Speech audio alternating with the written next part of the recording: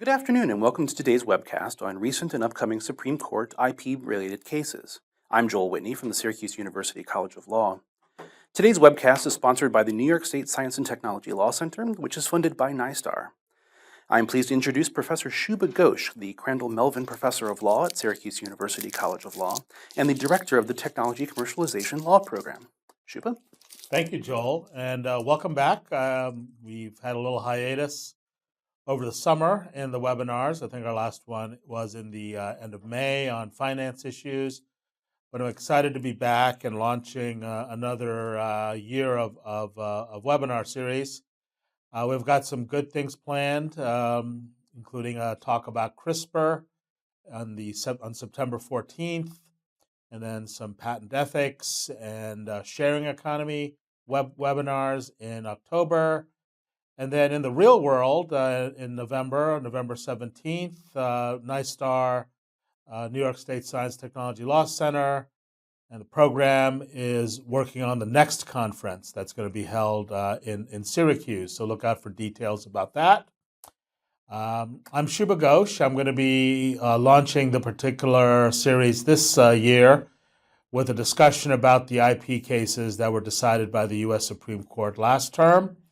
I think it's worth spending some time talking about these cases because there are a lot of them and they covered lots of interesting and practical areas. So for the next hour or so, I'm going to be going through the 8 cases, believe it or not, that came down during the last term, and then talk about 2 cases that are probably going to be 2 of many again that are before the U.S. Supreme Court in the 2017-2018 term. And both of those are also very interesting cases and raise probably even more important issues than the ones that were decided this past term. So once again, feel free to send in your questions. I'll keep an eye out and respond as appropriate.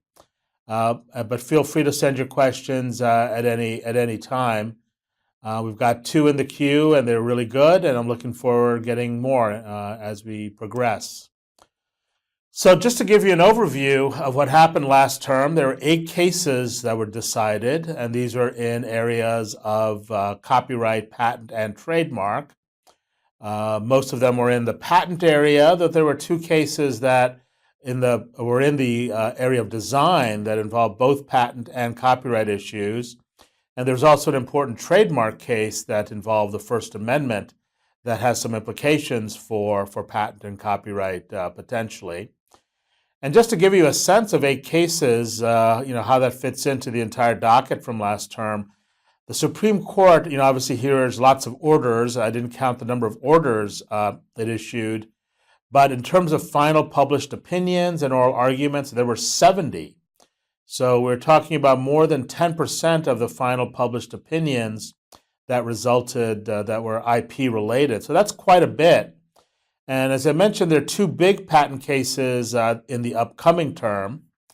And those are really dealing with fairly seminal issues. And there may be other things that the court will accept cert on. Very likely there will be. I'd be surprised if we get up to 8 again, but you never know. We see in this past term, as well as in the 2 cases that are pending, sort of a mix of very important issues, but also some cleanup of some technical issues that were left over or had been lurking in the background in the lower courts. And so one of the commentaries about why the court took so many IP cases, it just may be a matter of circumstance, just the issues that were percolating in the lower courts just welled up during this particular time. There are other theories that said that for most of last term, really up until March or early August, the court only had 8 members.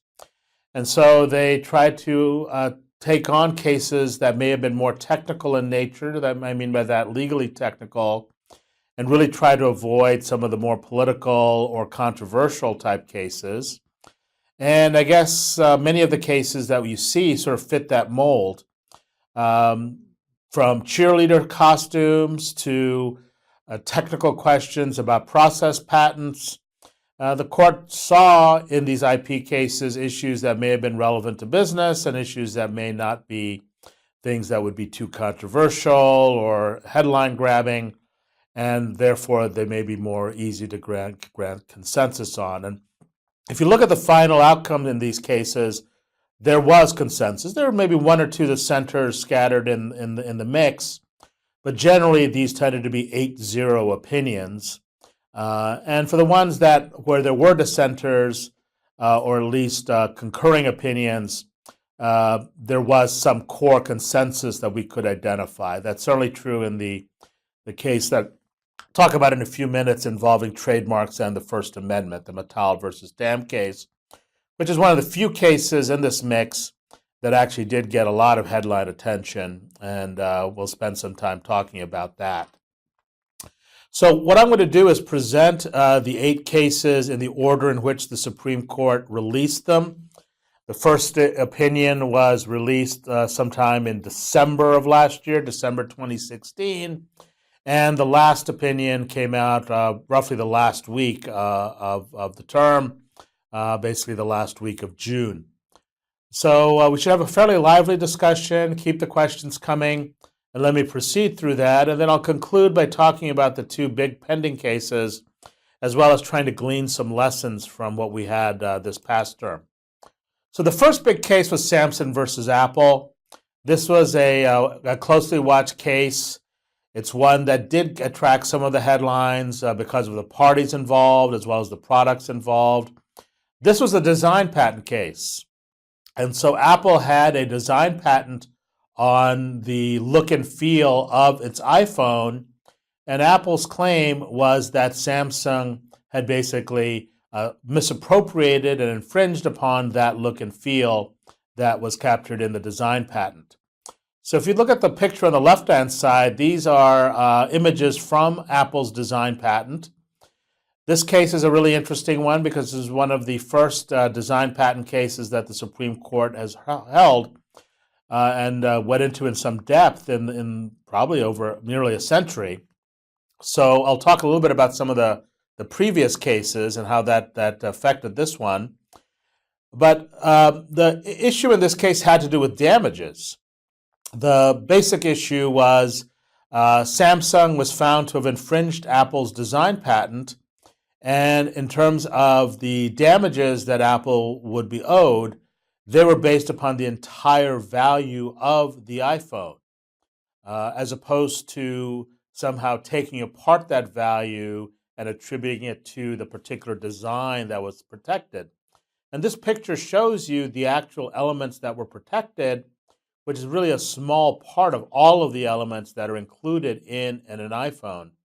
So we're ending up with a judgment in the billions of dollars, and the issue is whether the lower court should have taken apart or disaggregated the amount of royalties that Apple would be owed based upon the underlying technology. So the statute at issue is this provision of the design patent statute. And the design patent statute are only 3 provisions that are in the 35 U.S.C. in the Patent Act.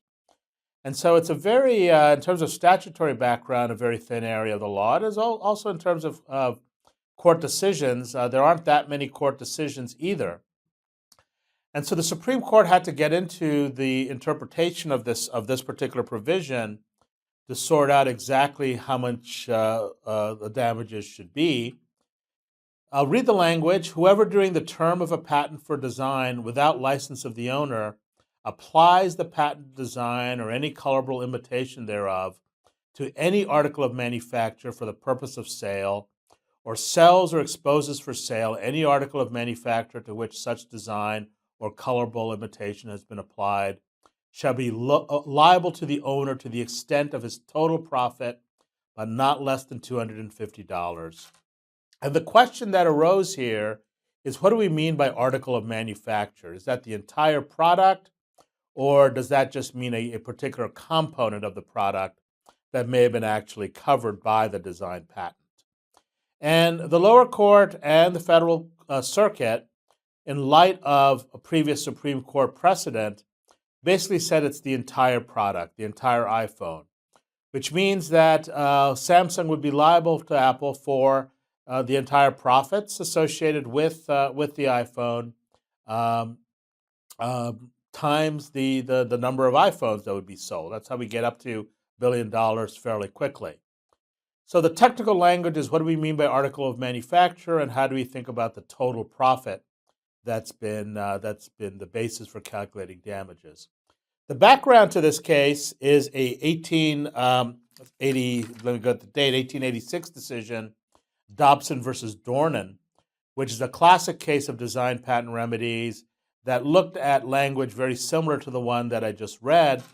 The technology, if you will, or the product at issue in that case, however, was a rug. In fact, there was a lot of litigation involved design of rugs. The 1880s, you sort of had the start of the Gilded Age. People had a lot of money. People were spending it on frills like rugs, and you had a fairly active market where companies were imitating rugs that were successful in the marketplace, and so you had lots of litigation like this one.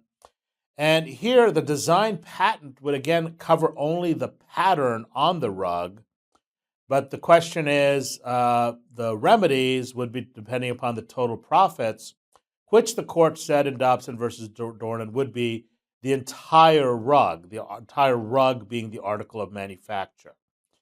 And so the lower court in the Apple versus Samsung dispute took that logic to say that if in Dobson versus Dornan the article of manufacture is the entire product, then the relevant product in the Apple case is the entire iPhone. And that should be what the basis is for figuring out exactly what the damages would be, rather than any sort of apportionment that would be necessary to figure out the damages. In the case of rugs, and we'll get to this issue in a minute in the context of iPhones, we can see why the court might have said what it did way back in 1886, over 130 years ago. It's very hard to take apart the value of the rug and the value of the design of the rug. Certainly we can look at the materials, but the materials of the rug probably are a small, important component and part of the total value of the rug. But often people buy the rug purely for the design. That's in some ways what the heart of the product is from a consumer perspective. And so in some ways, it's not illogical for the court to have said that the value of the rug is really a good measure, maybe full measure of the value of the protected design in this particular product. But the Supreme Court resolved this issue, looked at this fairly closely, both in terms of the logic of Dobson as well as the statutory language. Article of manufacture is not the entire product, and therefore the jury verdict here of $400 million was thrown out. Apple then has to show some sort of apportionment.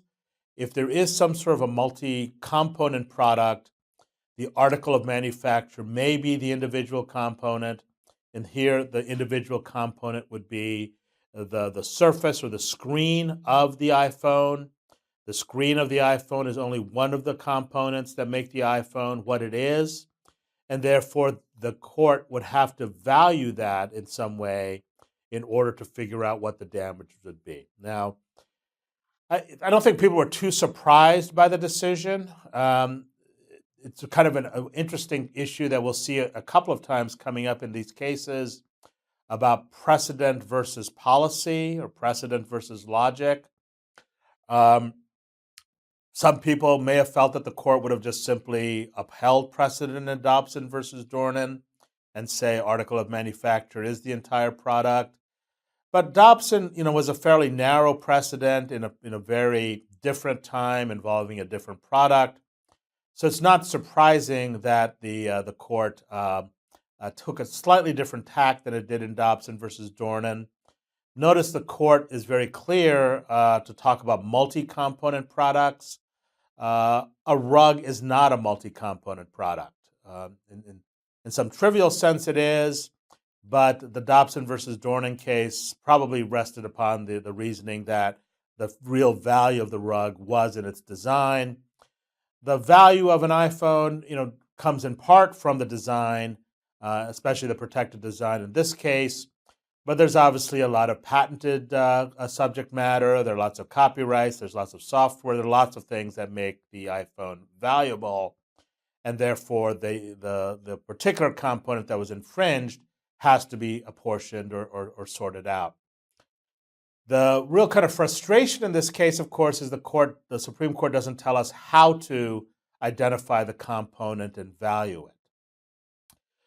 One way to maybe identify the component and value it is to say, well, the issue here is the screen in total. So the article of manufacture, if you go back to the design patent here, is the screen. And in some ways, it might be possible to value the screen readily. You can think about a replacement cost for a screen. Some of the listeners may have had to do that in the past. We can talk about the cost of creating the screen. Maybe that's another aspect of the valuation. So it'll be interesting to see how the lower courts, treat this open question of valuation. Again, it may be wrong to say that it's the screen that's the relevant component, because as a technical matter, it's the design of the screen. It's the interface between the screen and the user. It's the particular arrangement of parts on the screen that make it valuable, and is the element of the protected design. And so, the lower courts might break it down even further in terms of identifying what the component is. The point is, the Supreme Court in this decision did not give us much guidance on it. There are issues of valuation that have been discussed that come up, for example, in determining royalties. This issue comes up again, for example, in determining FRAND royalties, fair, reasonable, and non-discriminatory terms. And so it's not as if the courts have had no experience in valuation. It's just that this is a different context and there are open questions. And we'll definitely keep an eye on this case to see how the lower courts address it. I would be so surprised if the issue of valuation goes back up to the Supreme Court, because that's not technically a legal question. That's more of a factual question. The statute does not really lay out any methodology for valuation. And so there wouldn't be a statutory question. There's not necessarily really a constitutional or other federal question that could percolate up. So this may be one of these things where we have the lower courts sort out different types of valuation methods, and it largely becomes issues of evidence and of fact in terms of how what methodology, if any, the courts settle on in this particular area. So the next case, is LifeTech versus Promega.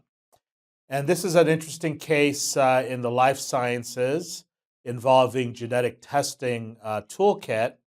The toolkit is basically sold to law enforcement agencies, both in the U.S. and outside the U.S., that use it, for example, in criminal investigations and in law enforcement. So Promega had the patent on the toolkit, and it sublicensed the patented toolkit for genetic testing to LifeTech for manufacture. And LifeTech's license with Promega basically did have a field of use restriction that's worth mentioning here. And so LifeTech would manufacture it for the purposes of clinical and research markets. And so it would not be directly involved in law enforcement. It would be working more, for example, with research labs or universities in terms of how the toolkits were manufactured by LifeTech. The kit consisted of 5 enzymes. LifeTech would make some of these enzymes in the U.S. and export one of the enzymes to the U.K. LifeTech would make one of the enzymes in the U.S. and export it to the U.K., where it was combined with the other enzymes to complete the kit. And then it was either imported back in the U.S. or sold in other markets. And so Promega claimed that LifeTech was liable under provision 271F1, which imposes liability for exporting all or substantial portions of a component overseas for manufacturing a patented invention. So it's worth spending some time here to provide some background. 271F1 of the Patent Act was enacted in the mid 1970s in response to another Supreme Court decision called Deep South Packing, and that's a very interesting case involving shrimp deveiners. So the company had a patent on a machine that would make it easier to devein shrimp. Basically, you would feed the shrimp. Part of the machine would cut the back of the shrimp so that it would break into the shell, and the remainder of the machine would basically suck up and strip the shrimp of the shell, so you get a fairly clean shrimp that could be ready for distribution after some more processing. So it basically mechanized the deveiner, and in the Deep South Packing case, which was obviously before 271 F1, the infringer would basically send the components overseas, where they'd be put together to make the patented item, and then the patented item would be further sold overseas. And so basically what the infringer was doing was getting around the U.S. patent. The particular invention at issue was not covered by the country in which the manufacturing occurred, and the patents, the technology would be sold in countries where there wouldn't be any patents involved. So the issue here was in Deep South Packing that the patent owner raised was that should be treated as some form of patent infringement, either facilitating patent infringement or maybe even direct infringement by sending the components, even though they were made overseas and sold overseas, to make that patent infringement. So there's a little bit of extraterritoriality here in terms of how the patent laws would apply to overseas behavior.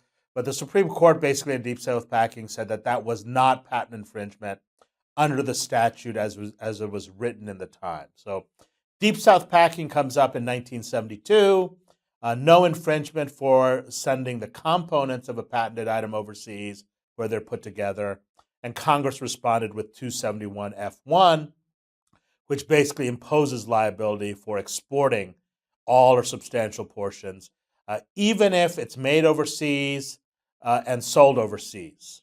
So this act of exporting components, all or substantial portions, would be infringing. So the issue that arose in LifeTech versus Promega is twofold. One is, how does this statute apply to a biotech technology, which is basically a toolkit, a genetic toolkit, really a process-based patent? And how does it apply to when a situation where only one of the 5 enzymes, is that all or substantial portions of the component? So there's some interesting echoes here of Apple versus Samsung. This is a very important theme that's come up in lots of Supreme Court cases, not just simply the ones this term, as to how to deal with multi-component products. It came up in the eBay case in terms of injunctive relief. It comes up in cases involving divided infringement for patents. It comes up here again in the context of how exactly do you define components for the purposes of 271F1. So the district court found no liability because a single component was not all or substantial. The Federal Circuit took a more qualitative approach, basically saying that, well, it's not just simply counting up the components. It really is about the heart of the invention and how the invention would operate. So even if this was only 1 out of 5 or 20%, we dealt with something that was very important for the invention to operate, and therefore this would be substantial under 271F1. The Supreme Court reversed the Federal Circuit, finding 7-0. I think Justice Roberts, if I'm not, had to recuse himself from this case. One of the justices, though, had to recuse themselves. I'm pretty sure it was Roberts. And basically the Supreme Court found for the infringer, LifeTech, or the alleged infringer, LifeTech, reversing the Federal Circuit. And the court largely did it on the grounds of the statutory reading. Substantial means substantial. It has to be more than one.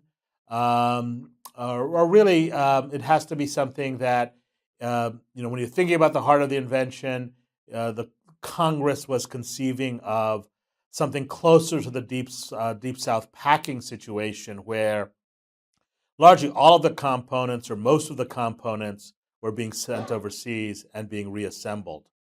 So again, there is some openness here, as with any of these decisions. Um, if you're dealing with a particular case, much like the one in Promega, where you have multiple enzymes or multiple chemical components, just simply sending one over probably does not meet the threshold for 271F liability, but it's not quite clear how far that would go, how far you can get away with this in terms of exporting components for remanufacture. So there is one question about this. What are the potential implications of the ruling on the technology from the original patent from which it was sublicensed? And so that's an interesting question. There are a couple of issues to think about in terms of potential implications. One, again, is this open-endedness of what exactly do we mean by a component. The patent language for the Promega patent did talk about enzymes, and so that might be the right unit of analysis based upon the disclosure in terms of figuring out exactly how many components were in this patented invention. So there's that point that might have some guidance for future cases. Does the disclosure tell you something about what constitutes a component? There might be another issue here that's fairly important about how Deep South packing would extend to non-mechanical, non-manufactured items such as biotech patents, how it might apply to software, and how we think about liability for these particular exports. There was a decision in the Microsoft case about a decade ago which raised similar questions about exporting components for the purposes of 271F liability in the software case. And the court also took a very narrow view of liability in that case. So when we're dealing with these new technologies, biotechnology, they're not really new now, but new when compared to what was at issue in Deep South packing, process-based, things that have less clear boundaries than a machine might have. The court is now saying that 271F might apply, but it seems to have a little bit more stringent standard for when liability will actually be imposed. So the next case is also another important, closely watched case by practitioners, SCA Hygiene versus First Quality. This is part of, leftover cases in what I call the diaper wars. In the 1990s and even in the aughties, there was just a series of patent litigation involving diapers. There's a lot of technology, a lot of patented issues in that particular field. And SCA Hygiene held a patent on the technology embodied in diapers. And the background facts of this are important in terms of any kind of pre-trial negotiation, because the issue here had to do with latches. In other words, did the patent holder sit on their rights too long before bringing the infringement lawsuit, and therefore they were barred from bringing the claim. So latches is an equitable tolling doctrine that basically says certain claims die if the patent holder has not acted on them quick enough. And so that's why these background facts are important. In 2003, SCA notified First Quality that it was infringing SCA's patent. First Quality responded that SCA's patent was invalid in light of First Quality's prior art patent. So there's a fundamental dispute about the validity of the patent. In 2004, SCA initiated a re-examination of its patent, and in 2007, the USPTO upheld SCA's patent. And so in 2010, SCA initiated a lawsuit against First Quality. The claim was dismissed because of latches and estoppel. Notice the dates are important between 2004 and 2010. There was ongoing patent infringement or alleged patent infringement during that period. And so SCA did file its lawsuit within the 6-year statutory statute of limitations for patent claims. So it was within that 6-year statutory statute of limitations. But nonetheless, the claim was dismissed because of SCA sitting on its rights, arguably for almost 7 years, maybe even more, depending on how you count the dates. And even within the period of the statute of limitations, the view is they could have brought it earlier before the statute had completely told, and therefore SCA was sort of sitting on its rights.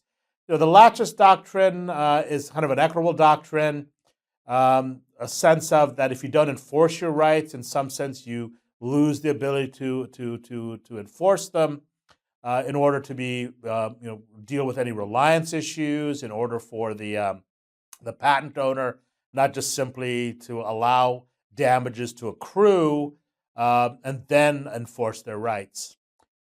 So this case is doubly interesting because during the appeal, from that dismissal, the Supreme Court ruled that laches was not a defense in copyright suits for damages during the statute of limitations period, and this was decided in an interesting case from 2014 called Petrella versus MGM. It's an interesting case for those who are a fan of the movie Raging Bull.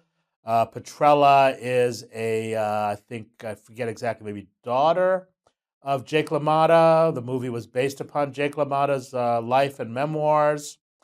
And so Petrella had been negotiating with MGM over the movie, the digital and video rights when Raging Bull was released. Raging Bull itself having come out, I think, in 1980 or so. It's a fairly old movie. But the video coming out, obviously quite a bit later. And so the court there said that Petrella did bring the case, bring the claim within the 3-year statute of limitations. The lower court said that Petrella had been sitting on her rights for a much longer period and therefore dismissed based on laches. And the Supreme Court said no, as long as the copyright owner brings the cause of action within the statutory term, then laches does not apply.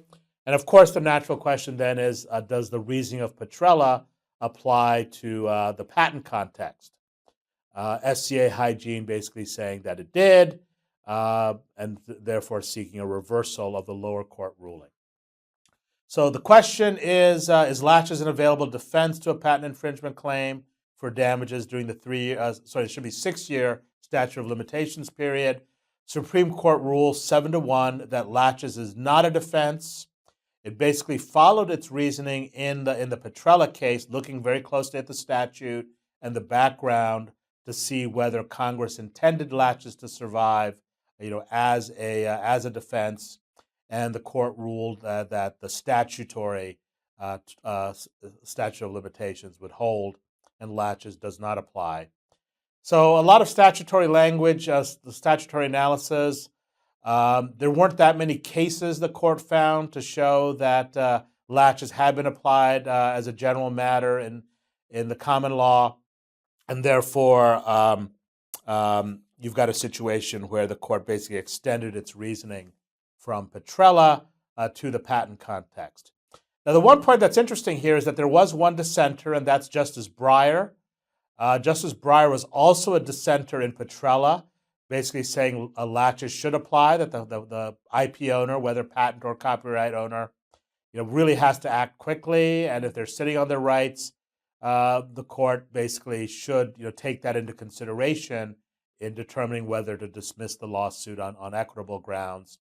So Justice Breyer was, in this sense, consistent. He was on the same side of this laches issue in both Petrella and in SCA Hygiene. But Petrella also had two other dissenters. Those are Justice Roberts and Justice Kennedy. And they, at least on this laches issues, switched their vote when it came up in the context of patents. Whatever that might mean, we can read whatever we want into it. It may be an issue where once Petrella was decided as precedent, Justice Roberts and Kennedy had to follow that precedent or felt compelled to. Maybe they just simply changed their mind and realized they may have been wrong in Petrella. It's really hard to say, but it's just kind of interesting to see that type of switch. Breyer, however, is really concerned about abusive IP litigation, whether it's in copyright or in patent. And in other cases, he's been very wary about abusive litigation in patents and certainly also in copyright. And therefore, he wanted to give the lower courts the full arsenal to try to dismiss cases in situations where equity might allow it. So again, important case, again, sort of a technical case, and in some ways not that surprising in light of what the Petrella decision held. So here's a case that got, again, some press. It certainly was talked about a lot by practitioners because the Supreme Court had addressed an issue that it really hadn't looked at in 50 years. The last decision was Mazur versus Stein, I think in 1953. And this issue, though, comes up quite a bit in practice, and that is copyright protection for design. The issue here is the design of the cheerleader costume. These are the registrations that were held by the copyright owner, Star Athletica, in this particular case, for these particular items. These are design copyright cases. So there's an interesting parallel here with the design issues that we saw in Apple. Two design cases in one term is kind of interesting. I think there's some commentators, not IP commentators, but Supreme Court commentators, that pointed to this case as saying, well, the court really is trying to avoid controversy by taking this kind of a trivial case when they're short-staffed, when there are only 8 justices. And I don't know if that's fair, totally. I mean, from an IP perspective and certainly from a copyright perspective, this is kind of a big deal case as far as the scope of design copyright. And the whole issue of copyright and IP protection for fashion is a big question. It's a big industry. And so in that sense, it's not really a trivial case. The particular issue in this case had to do with this statutory language.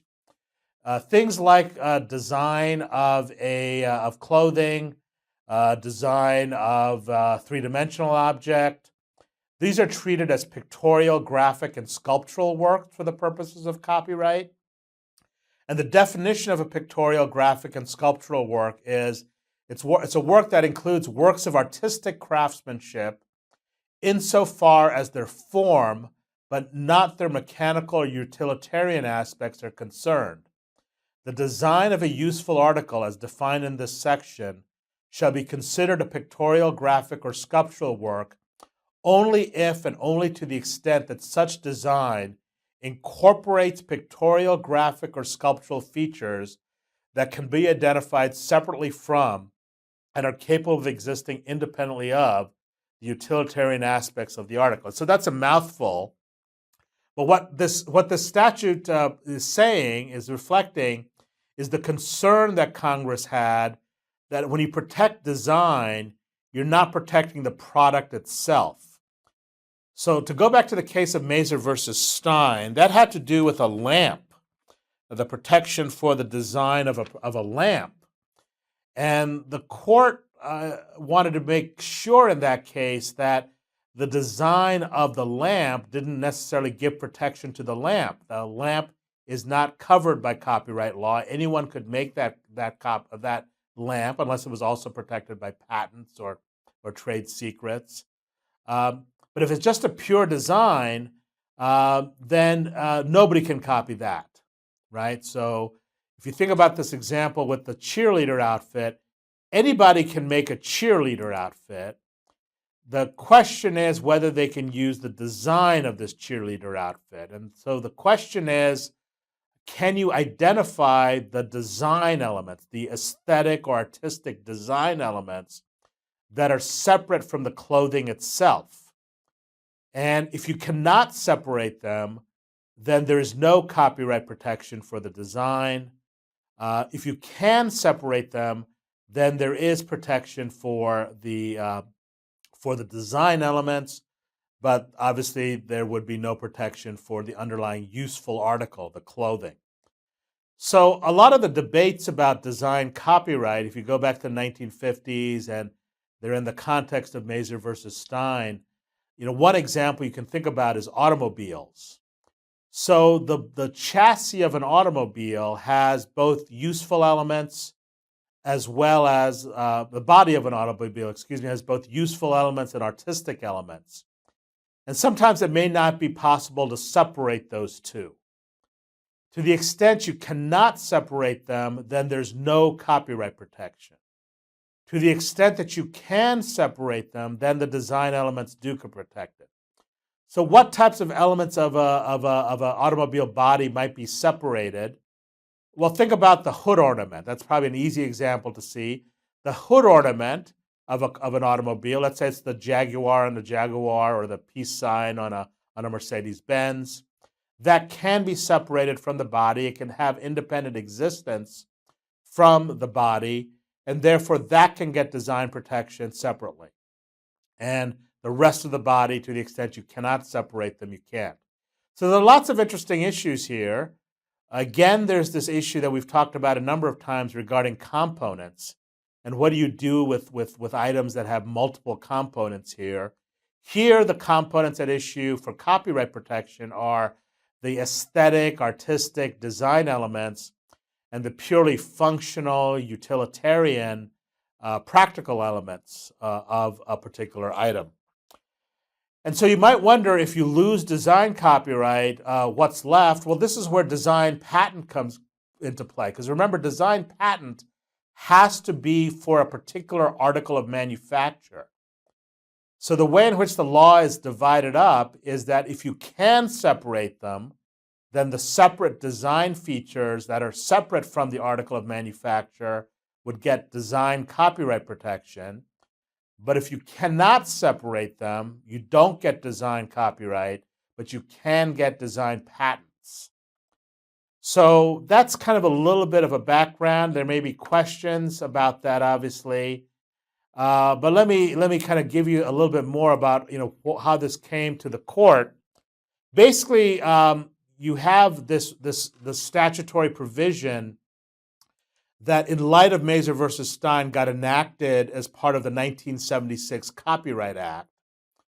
And so since Mazur versus Stein in 1953, but especially since this 1976 version of the Act, you've had lots of cases regarding design copyrights, and the courts have been all over the place regarding how do you do this separation of design and usefulness. At my last count, there are probably about 12 different tests, and they're all very different in terms of their emphases. So some courts look to see what the purpose of the artist was.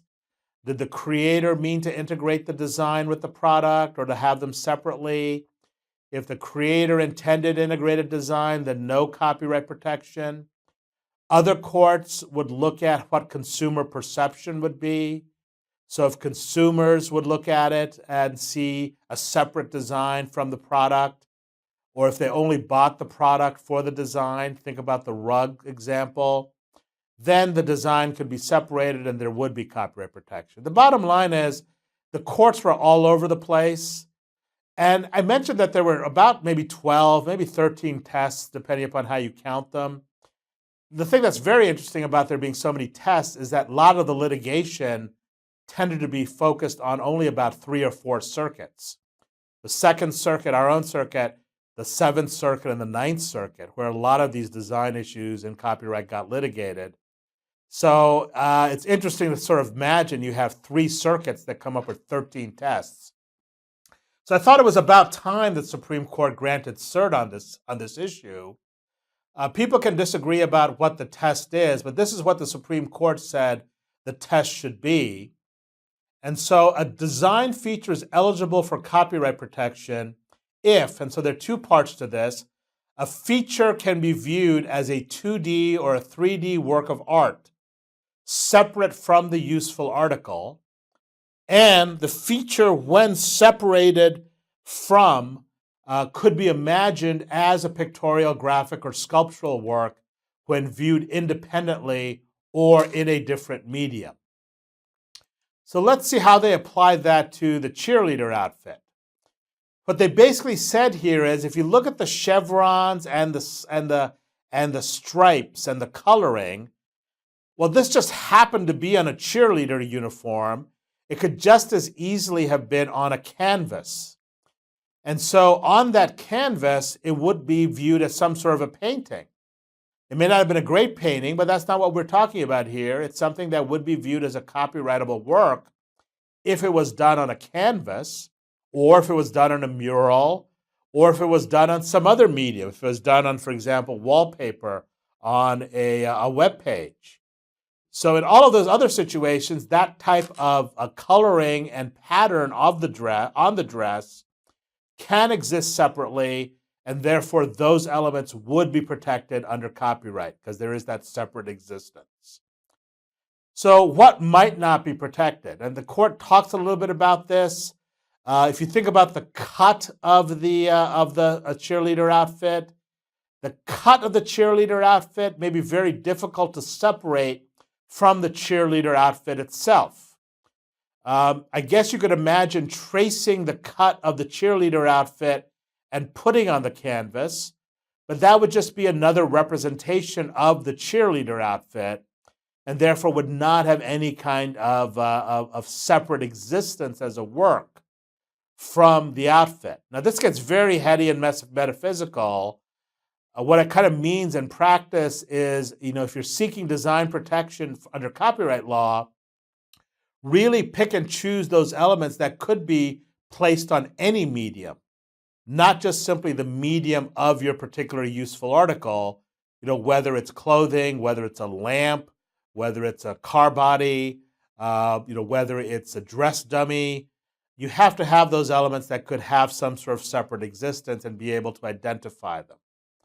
So the good news is that the court has taken 13 tests and basically said, no, we're only going to have this one test. And once again, the devil is in the details as far as what future courts do with this. There was some division in the court as far as what the test should be. There were some dissenters. Justice Ginsburg had a dissent to basically say that there should be copyright protection, but on different grounds than the separation. Justice Breyer had a very stringing dissent, basically saying that this test is unworkable. How do you do this separation? And he had some very colorful and imaginative example involving a shovel. Wouldn't a shovel get copyright protection because you could do a drawing of a shovel that looks like a shovel but is different from the shovel? And you can take a look at the dissent. It's kind of fun, if you like, for lack of a better term, to read and try to figure out exactly what he meant by the shovel example. The point is, if you just took a drawing of a shovel, the drawing is different from the shovel itself, and so it would not have a separate existence in terms of the shape of the shovel. It would be a bit like the cut of the dress, in my opinion, that would not exist separately from the dress. So therefore, no copyright protection for that. Maybe design patent protection if it meets those requirements, but no separation there. And there's one question regarding this case. Were there any prior cases that provided significant basis before? And as I mentioned, this issue of design copyright has been litigated, and there were at least 13 different tests. So at least there are 13 different cases that we could go back and look to. They're all on the lower court level. The Mazur versus Stein case did not address the separability issue. It just simply said that design protection under copyright law is possible. It's consistent with copyright law. But then you had Congress responding. You had all of the circuits coming up with different tests. And then you have Star Athletica, where the court says, okay, there have been all of this tests. This is the final word about what the test will be for separation. So look out for this case, an interesting one to see how it comes out. Now, TC Heartland versus Kraft Food is the next in the series. That got a lot of attention because of the patent venue issue. You've got two statutes regarding venue. The patent venue statute is 28 U.S.C. section 1400B. Basically says that the civil action for patent infringement may be brought in any judicial district where the defendant resides or where the defendant has committed an act of infringement and has a regular and established place of business. Under the current general venue statute, Section 1391, however, a corporate defendant for venue purposes resides in any jurisdiction where it is subject to personal jurisdiction by the court, except as otherwise provided by the law. And so the question is venue proper over a patent defendant under the narrow standard or the broader one? And that makes a difference because the broader standard was being used by patent owners to basically find jurisdictions where there may have been some minimal contacts in order to bring the defendant in, but it may have been a jurisdiction or venue that was brought that was more favorable to patent owners. And so you got the situation where certain jurisdictions, Eastern District of Texas is the one that gets often singled out, but also Northern District of California, Northern District of Virginia, Delaware, increasingly so, as ones that are more patent friendly, and patent owners use this broader venue statute to try to bring cases in that jurisdiction, even though there was a more narrow patent venue statute that seemed to be covering where these cases should be brought. So the Kraft Food brought its patent suit against T.C. Heartland in Delaware. T.C. Heartland is an Indiana corporation headquartered in Indiana. T.C. Heartland moved to change venue to Indiana as Delaware was not a proper venue under the patent venue statute. The background to this case is again a 1957 decision, Forco Glass versus Transmira. The Supreme Court held that the general venue provision did not alter the specific patent venue provision. Patent venue is proper in the state of incorporation, not any venue where there is personal jurisdiction. So the narrower venue statute would apply under Forco Glass. The narrow venue here would be one where the defendant resides or where the defendant has committed an act of infringement and has a regular and established place of business. Delaware would not be that under that standard in the Kraft Food litigation. So, this issue has come up. You might think that it had been decided in 1957, but there had been a lot of amendments to these venue statutes over time. I won't go into all of the amendments because of time. And so this issue then crept up again. And what the Supreme Court did is just affirmed its 1957 ruling in Forco Glass, looking at the current language of both the patent venue and the general venue statutes. The specific patent venue statute applies. Even though Congress did amend the general venue statute, the court found no indication that Congress meant to overrule Forco Glass or alter the meaning of the specific patent venue statute, and therefore the Federal Circuit erred in ruling in favor of the patent owner and ruling in favor of the general venue statute. So this case got a lot of press because of this issue of patent reform, the issue of non-practicing entities. It certainly does have some effect on patent litigation. Whether this will limit frivolous patent litigation is just an open question.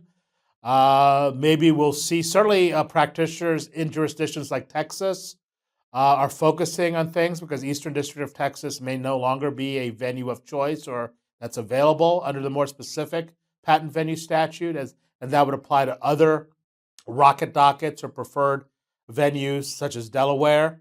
So we'll see how it plays out. In the background to this case, there are a lot of people who thought the decision would put a nail in some of the abuses of the patent system. I'm a bit more skeptical about that.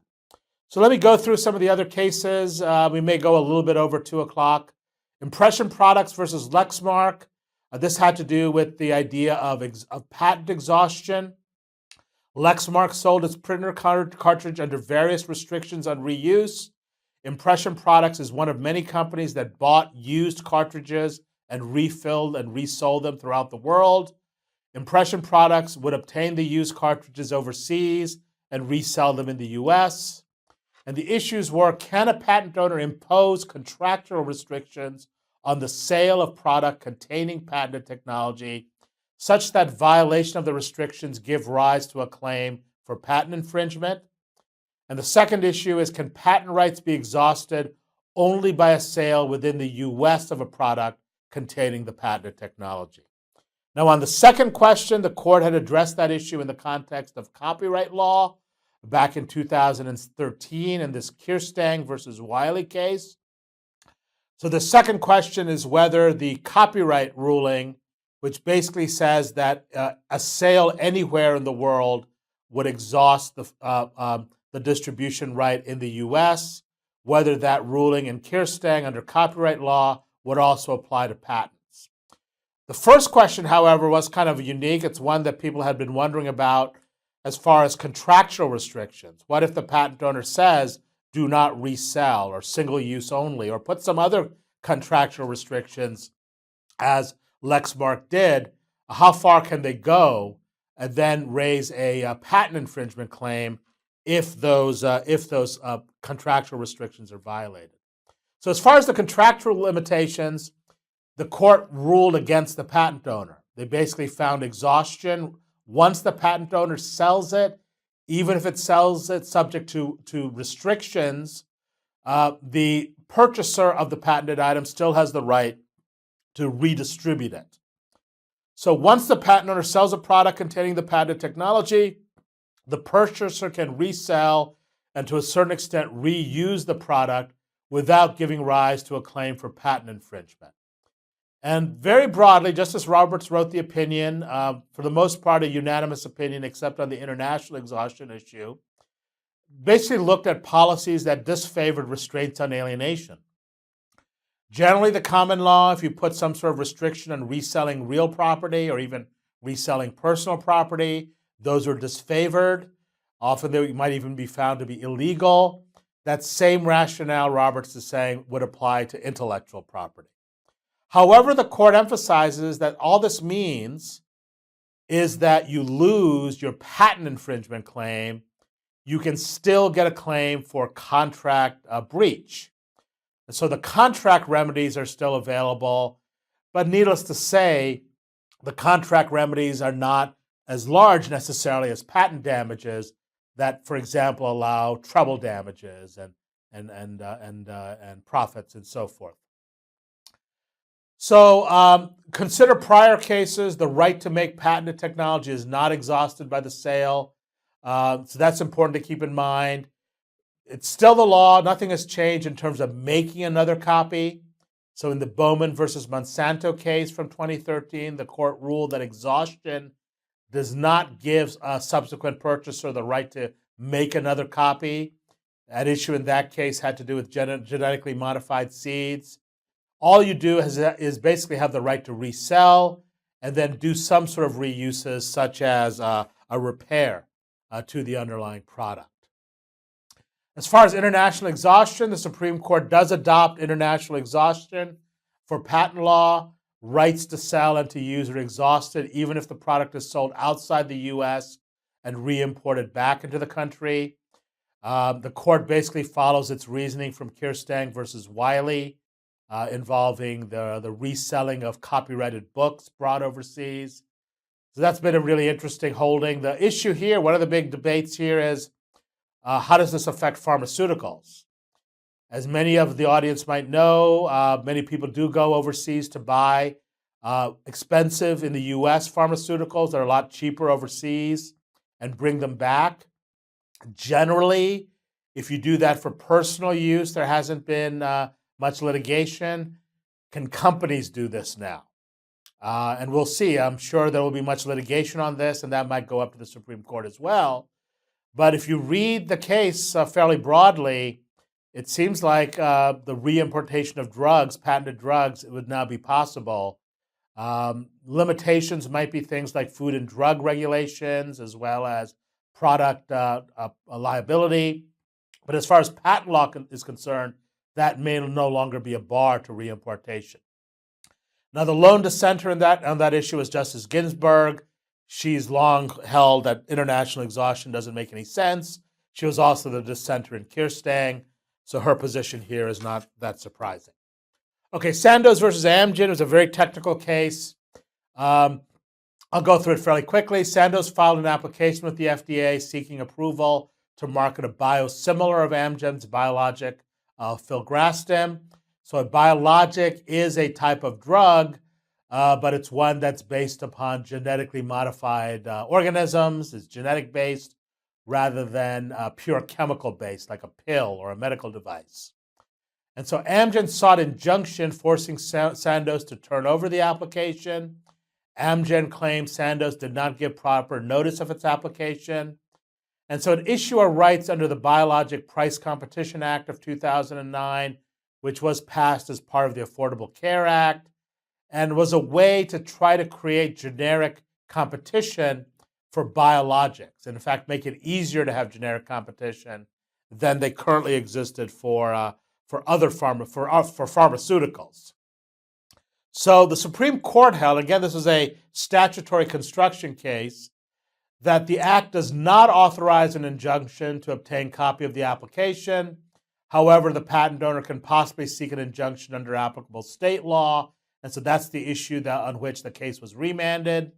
Sandoz did provide proper notification before filing the application.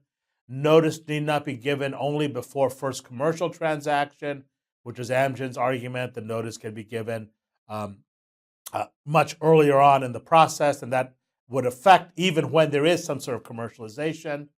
And so this is an important, but albeit a very technical ruling for allowing biosimilars to come to the market sooner.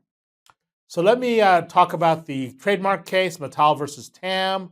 Here, the USPTO denied trademark registration for the mark Slants as applied for by a musical group consisting of Asian American performers. The USPTO denied the trademark registration on the grounds that slants is a disparaging term, and Tam appealed, raising a First Amendment argument. The Federal Circuit en banc, in a divided opinion, but there was a pretty strong majority opinion that was authored by Judge Kimberly Moore, who's pictured here, basically found in favor of Tam, saying that the exclusion based upon disparagement was unconstitutional. It violated the First Amendment. And so anti-disparagement provision violates the First Amendment because it's content and viewpoint based. That basically what the USPTO is doing is saying that there's certain viewpoints we don't like, and we're not going to grant trademark registration to them. There are other viewpoints we might like, and we'll grant trademark registration to that. And therefore, that's an unconstitutional act. It violates the First Amendment principle that government regulation of speech has to be both content and viewpoint neutral. And so the majority opinion basically was focusing a lot on this, on the denial of trademark registration for the phrase "Stop Islamization of America." The USPTO, it reasoned, was more protective of pro-Islam than Islamophobic or Islamic hatred trademarks. And so Moore's opinion expresses the need to protect Islamophobic marks as well. And so hateful of Islam as well as hateful more broadly gets protected under Judge Moore's rationale. The Supreme Court held, in a slightly more narrow opinion, didn't really get into the content-based aspect of this. It didn't really get into this kind of hate speech aspect of it. It basically said that the provision of Lanham Act allowing a USPTO to deny registration based on disparagement violates the First Amendment. The provision discriminates based upon the viewpoint of the speaker. And this is quoting language from Justice Alito's opinion. The government cannot prescribe, quote unquote, happy talk. So if the trademark is happy, it says good things, it gets trademark registration. However, if it says negative things, it can be ruled out on this disparagement prong. The government cannot favor happy talk over mean talk, if you want to put it that way. And so there was an 8-0 on that issue. And so there's clear agreement that this is viewpoint based and therefore should be found unconstitutional. There was a split, however, on this issue about whether trademark speech is government speech. Four of the justices, Justice Breyer, Justice Alito, Justice Thomas, and Justice Roberts, addressed this question. And the USPTO basically arguing that, if you're dealing with government speech, the First Amendment rules are different. The court, those four justices basically said trademark speech is not government speech; it's private speech. The remaining four justices, Justice Kennedy, Justice Kagan, Justice Sotomayor, and Justice Ginsburg said, you don't need to get to that question. They just said, we're not going to deal with that question because once you found this to be viewpoint discriminatory, that's all we needed to say that this is unconstitutional. So what are the implications of TAM? One of them is that it definitely has implications for the Washington Redskins case. That was based upon the same provision that was found unconstitutional in TAM. So most likely those types of cases that are still in the pipeline would get dismissed. Now there is this issue about moral and scandalous marks that's pending in the USPTO, and that's separate from disparagement. And so the case that's percolating up is In re Brunetti, and that has to do with trademark registration for fucked. And before I get into trouble, I should point out that that's spelled F-U-C-T. And you can see why the Trademark Office denied registration on the grounds that this was scandalous and immoral. Basically curse words like that, the USPTO doesn't want to grant. And so the interesting question is whether this viewpoint neutrality rationale that you saw in TAM would carry over to moral and scandalous marks. So the government has taken the position that TAM, the Supreme Court decision in TAM, does not affect Brunetti. In fact, moral and scandalous marks, it says, are not viewpoint-based. These are just words or phrases we don't like, but they don't express any particular viewpoint. They're just sort of utterances that that are somehow offensive. So we'll see how that moves up. I mean, the court does take a very broad notion of what a viewpoint is, and so clearly moral and scandalous does involve value judgments, that certain words are good and certain words are not good. Viewpoint does suggest more of an ideological or political position. And so, we'll see how broadly the notion of viewpoint gets stretched. Maybe the court, if this does go up to the U.S. Supreme Court, maybe the U.S. Supreme Court will talk about content-based more likely, that, if here the government has to look at the content of speech to deny certain benefits. Content-based issues have been very controversial in the U.S. Supreme Court. There was a case a couple of years ago involving restrictions on signs. That's Marsh versus Gilbert. And the court basically struck down a local ordinance that prevented certain signs from being posted that were based upon the content. But the court really was kind of split as to what does it mean for things to based on content. If you think about lots of types of speech regulations, such as regulations on fraud or even regulations or restrictions on trademark infringement, the government has to look at the content of speech to see whether there has been some sort of fraud. And so does that mean securities laws or anti-fraud statutes are somehow suspect under the First Amendment because the government has to look at content? It's a fairly controversial area, and the court has taken different positions on that and are kind of split on that issue. So we'll see how that happens. If I were to predict, I would imagine what would happen in this case is the Federal Circuit will hear it and say, well, this is just like TAM. The viewpoint rationale that the court articulated applies just as strongly as moral and scandalous marks. And very likely the Supreme Court probably doesn't want to revisit this issue again, in part because the court is split in some ways on this content-based, and so the Federal Circuit may have the last word on this at the end. Okay, cases that are in front of the court next term very quickly. SAS versus Mittal. Must the PTAB issue opinion on patentability of all claims or just the ones challenged under 35 U.S.C. 318A. So these have to do with post-grant review and IPR proceedings where a party can challenge the validity of a patent. And the issue here is if an inter partes review is instituted and not dismissed under this chapter, the Patent Trial and Appeal Board shall issue a final written decision with respect to the patentability of any patent claim challenged by the petitioner and any new claim added under Section 316D. The real question is, can the Patent Office, the PTAB, the Patent Trial and Appellate Board, basically just simply look at the claims that were challenged, or do they have to look at the patentability of all claims, dependent and independent and so forth? So this is going to be another statutory interpretation case.